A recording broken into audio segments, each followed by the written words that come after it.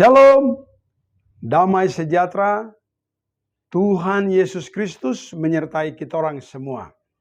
Bapak Ibu, Saudara-saudari yang dikasihi Tuhan, di Minggu 30 Oktober tahun 2022 ini, kita akan belajar terus tentang kebenaran firman Tuhan. Mari kita berdoa meminta tuntunan kuasa Roh Kudus. Bapa di sorga, dikuduskanlah namamu. Pada mulanya adalah firman, firman itu bersama-sama dengan Allah dan firman adalah Allah. Engkau adalah firman itu. Berbicaralah kepada kami umatmu, terutama setiap umatmu yang menonton YouTube ini mendengarkan firman-Mu.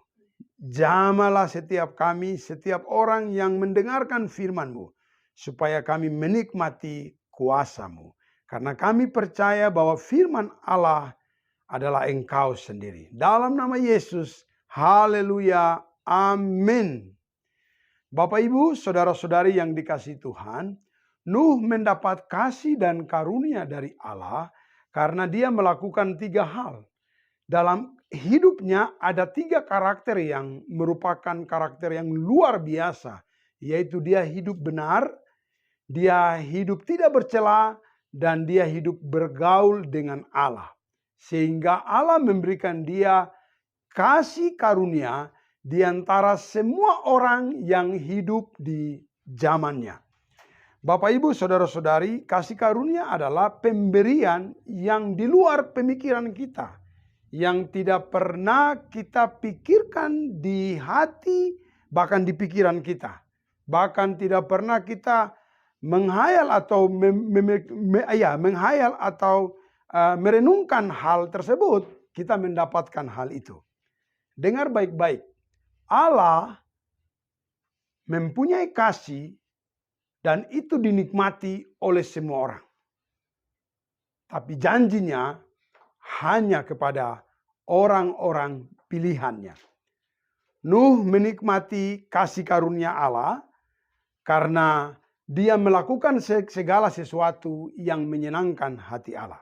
Kali ini saya punya khotbah masih berlanjut dengan cerita tentang Nuh, yaitu ciri-ciri orang pilihan Allah. Apa yang menyebabkan sehingga Nuh menjadi orang pilihan Allah? Salah satu ciri yang luar biasa yang patut kita ikuti dan kita teladani, yaitu ketaatan dari Nuh. Nuh taat terhadap apa, saudara? Nuh taat terhadap perintah Allah. Kalau kita periksa dengan baik di Kejadian pasal 3 dimulai ayat 15. Tuhan menyuruh Nuh membuat batra. Beginilah engkau harus membuat batra itu. 300 hasta panjangnya, 50 hasta lebarnya, dan 30 hasta tingginya. Bapak Ibu Saudara-saudari yang dikasihi Tuhan, ini ukuran yang sangat besar. Kalau kita mengukur dalam bentuk meter, itu sekitar 135 hasta, 135 meter. Itu ukuran panjang lapangan bola, kalau tidak salah itu 100 lebih.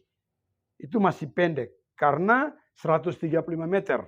Dan lebarnya itu sekitar 22,5 meter dan tingginya sekitar 13,5 meter. Ini salah satu ukuran yang begitu sangat luar biasa. Yang dikerjakan oleh seorang Nuh dan istri serta anak-anak dan anak-anak mantunya. Saudara, Nuh memegang janji yang diberikan Allah kepadanya. Apa yang dilakukan? Dia kerjakan sesuai dengan apa yang diperintahkan Allah kepadanya. bukan cuma membuat Batra itu, saudara. Ketaatan Nuh terukur dengan dia juga harus menyediakan tempat, membuat tempat-tempat bagi bagi hewan dan binatang, unggas dan segala macam di dalam Batra itu.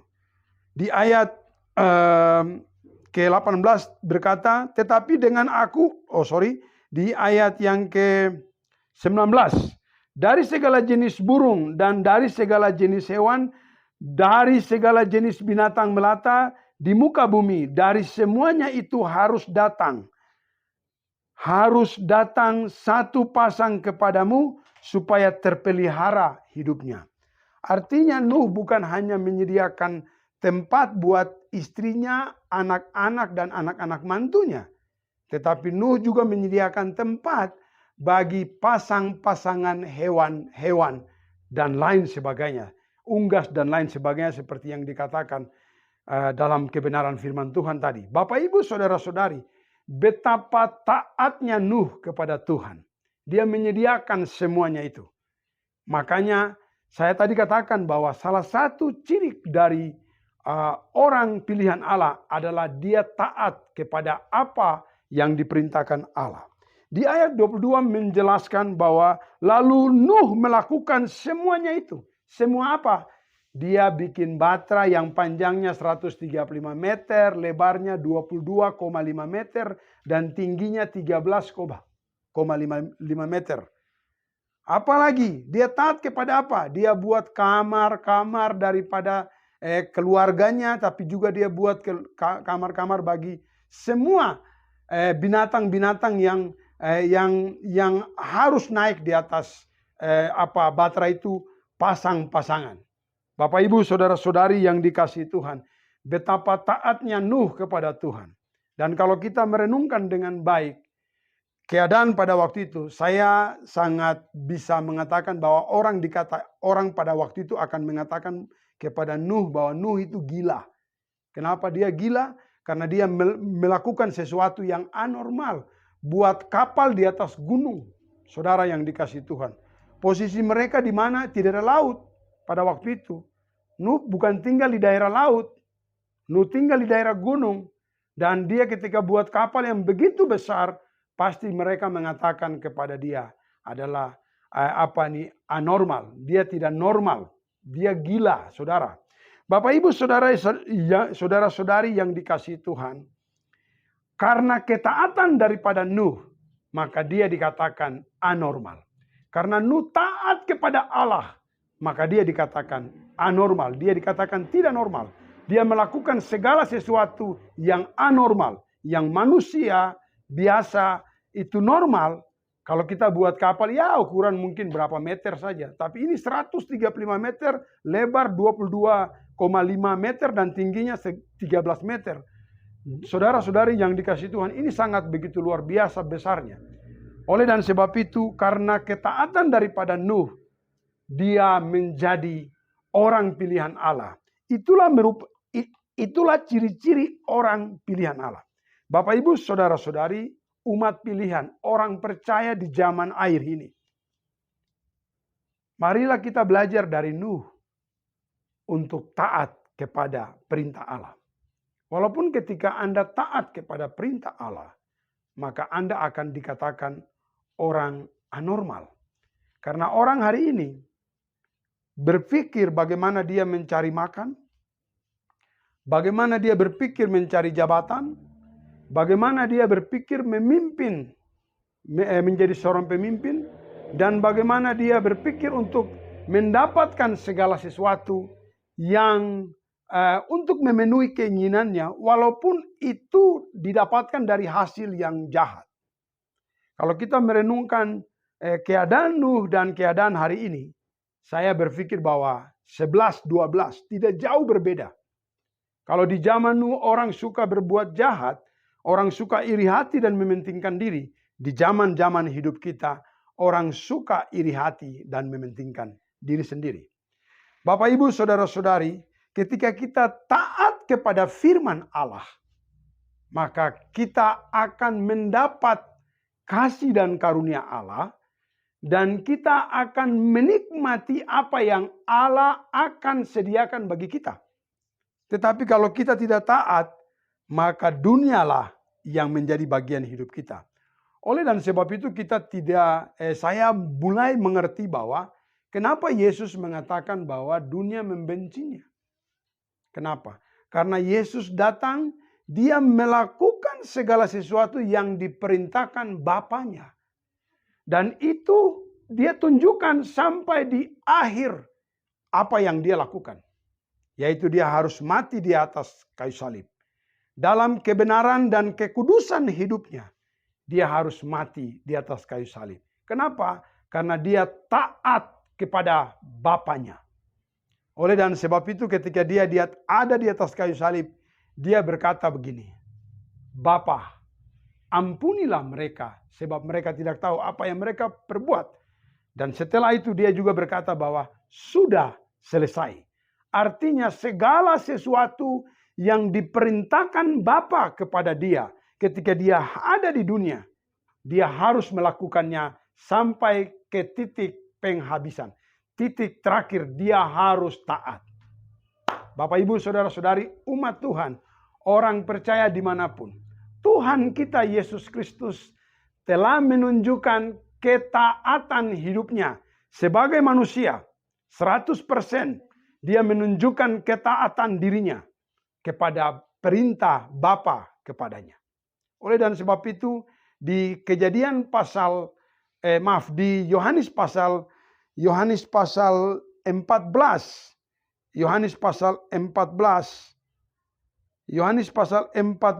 ayatnya yang ke-21. Firman Tuhan berkata begini. Jika seorang mengasihi aku, jika seorang mengasihi Yesus, ia menuruti firman-Ku. Dan Bapa-Ku akan mengasihi dia, dan kami akan datang kepadanya dan diam bersama-sama dengan dia. Sorry, ini ayat yang ke-23. Tapi ayat 21 berkata, barang siapa memegang perintahku dan melakukannya, dialah yang mengasihi aku. Dan barang siapa mengasihi aku, ia akan dikasihi oleh Bapa-Ku. Aku pun akan mengasihi dia dan akan menyatakan diriku kepadanya. Bapak, Ibu, Saudara-saudari yang dikasihi Tuhan, ketika kita mengasihi Yesus, itu tandanya kita menuruti perintahnya. Itu ciri-cirinya kita menuruti perkataan-perkataannya. Dan ketika kita menuruti perkataan-perkataannya, yang kita dapat adalah Bapa, Yesus, kami, kekuatan Tuhan, kuasa Tuhan, hadirat Tuhan, hadir dan tinggal diam di dalam kita. Dan ketika kekuatan Tuhan diam dan tinggal di dalam diri kita, maka kita pasti akan melakukan hal-hal yang anormal. Bapak, Ibu, Saudara-saudari, saya pernah dikatakan gila ketika saya membuat komunitas yang disebut Gereja Kasih Bapa di Tanah Papua, yang ketika pada waktu Tuhan akan menjadi organisasi gereja di atas tanah ini. Saudara saya, dia seorang pendeta dan pendeta pertobatan. Dia katakan saya gila. Dan saya mengerti pikirannya. Bahwa di Indonesia dan di Papua mau membentuk sebuah sinode itu sangat sulit dan rumit. Dan itu merupakan hal yang disebut anormal. Tapi Bapak, Ibu, Saudara-saudari yang dikasihi Tuhan, kalau Anda orang percaya, kita akan mengingat perkataan Yesus, perkataan Tuhan, bahwa bagi manusia mustahil. Dan bagi Allah tidak ada yang mustahil. Oleh dan sebab itu, karena saya percaya kepada Yesus Kristus, saya percaya akan janji-janjinya, maka tindakan anormal terjadi. Yaitu saya harus buat sinode di atas tanah ini. Gereja Kasih Bapa di Tanah Papua. Dan itu merupakan sesuatu yang anormal. Tapi Tuhan saya mengatakan bahwa tidak ada yang mustahil. Berarti orang tersebut, saudara saya tersebut tadi, dia normal. Tapi saya yang anormal. Kenapa? Karena saya melakukan hal-hal yang di luar pemikiran manusia. Bapak, Ibu, saudara-saudari yang dikasihi Tuhan, ketika kita taat kepada firman Allah, maka segala sesuatu yang anormal akan kita lakukan. Suatu ketika ada orang gila sering berlalu lalang di depan rumah saya. Beberapa kali saya melihat dia saja dengan cuek. Tapi suatu ketika ada suara di hati saya untuk memandikan orang itu. Saya panggil dia, saya memberikan dia makan, dan saya memandikan dia. Saudara, saya lihat celananya itu, saudara, dia pakai itu 10 lapis. Memang anormal karena gila. Jadi celananya 10 lapis dan tidak pernah diganti. Penuh dengan debu dan tanah. Tapi saya mandikan dia karena saya juga anormal. Kenapa saya anormal? Saya dipenuhi dengan kuasa Tuhan. Bau tubuhnya itu saya tidak cium. Istri dan anak-anak saya, mereka merasa ada sesuatu yang aneh. Jadi mereka pergi tinggalkan kami berdua. Tapi saya mandikan dia di kamar mandi dan menggantikan pakaiannya. Puji Tuhan, istri saya bantu saya dan dia punya pakaian yang berlapis-lapis itu kami boleh rendam dengan deterjen, rinso dan lain sebagainya, dan tinggal kita gantikan dia dengan pakaian yang baru. Dan akhirnya dia pergi. Alhasil ada adik-adik rohani yang ketemu dia kotor lagi. Tapi saya katakan tetap kita mandikan dia. Ada beberapa kali kami mandikan dia dan memberikan dia makan. Puji Tuhan, haleluya. Suatu ketika saya mendapat informasi bahwa orang tersebut yang namanya Sergius, dia sudah pergi di suatu kabupaten dan dia tidak gila lagi. Bapak, Ibu, saudara-saudari yang dikasihi Tuhan. Ketika kita taat kepada firman Allah, maka kita akan melakukan perkara-perkara yang besar. Ketika kita taat kepada perkataan-perkataan Yesus, maka kita akan membuat sesuatu yang berbeda di dunia ini. Yang tidak seperti dunia. Ingat, Yesus berpesan. Kita ini bukan dari dunia. Hai Bapak, Ibu, saudara-saudari yang percaya kepada Yesus. Kita ini akan dibenci oleh dunia. Kenapa? Karena memang kita bukan berasal dari dunia dan kita tidak mengerjakan pekerjaan-pekerjaan dunia. Maka kita akan mengerjakan pekerjaan-pekerjaan yang anormal. Bapak, Ibu, saudara-saudari yang dikasih Tuhan, saya teringat kakak, saya anggap kakak lah karena kami sama-sama besar di Sorong. Dia lebih senior. Dia mengatakan bahwa saya itu gila membangun sinode di atas tanah ini. Tapi saya percaya akan kekuatan dan kuasa Tuhan yang akan bisa mengubah segala sesuatu yang tidak ada menjadi ada. Bapak, Ibu yang dikasihi Tuhan, saya ingat sekali dia juga suatu ketika adik rohani saya, dia berkhotbah di salah satu radio di salah satu kabupaten. Dan dia berulang kali berkhotbah dan khotbahnya itu memberkati banyak orang. Dan suatu ketika tidak tahu apa yang menyebabkan radio swasta ini, pemimpinnya atau yang manajernya membuat surat kepada dia bahwa Gereja Kasih Bapa di Tanah Papua belum terdaftar di sinode di Indonesia. Saya ketika mendengar kabar itu, puji Tuhan, haleluya. Saya bersyukur dalam Roh Kudus. Saya berterima kasih dalam Roh Kudus. Sebab memang telah terbukti juga bahwa kami melakukan hal-hal yang anormal. Walaupun kami belum terdaftar di gereja-gereja sinode di Indonesia, tetapi saya percaya kami terdaftar di sorga. Bapak, Ibu, saudara-saudari yang dikasihi Tuhan, ketika Yesus memerintahkan murid-muridnya, 70 murid, 22 orang mereka pergi ke kota-kota. Ketika mereka melaksanakan tugas itu dengan baik, mereka taat kepada perintah Yesus. Mereka kembali dengan bersorak-sorak dan mereka bercerita tentang keadaan yang terjadi. Mereka bilang, dan Yesus menyambut mereka dan Yesus berkata bahwa Yesus melihat iblis tumbang di mana-mana. Saudara yang dikasihi Tuhan. Tapi di akhir daripada cerita itu, Yesus berkata, berbahagialah kamu. Karena berbahagialah karena namamu tercatat di sorga. Saya langsung ingat lagu yang berkata, namaku di sanalah dalam buku kehidupan kekal. Saudara, jangan kejar yang di dunia ini. Gereja Kasih Bapa walaupun belum terdaftar di dunia ini, haleluya, besar iman dan percaya saya bahwa kami terdaftar di sorga. Kenapa kami terdaftar di sorga? Kenapa kami terdaftar di sorga? Saudara mau tahu? Karena kami melakukan perintah Yesus Kristus Tuhan yang Dia suruh kepada kami.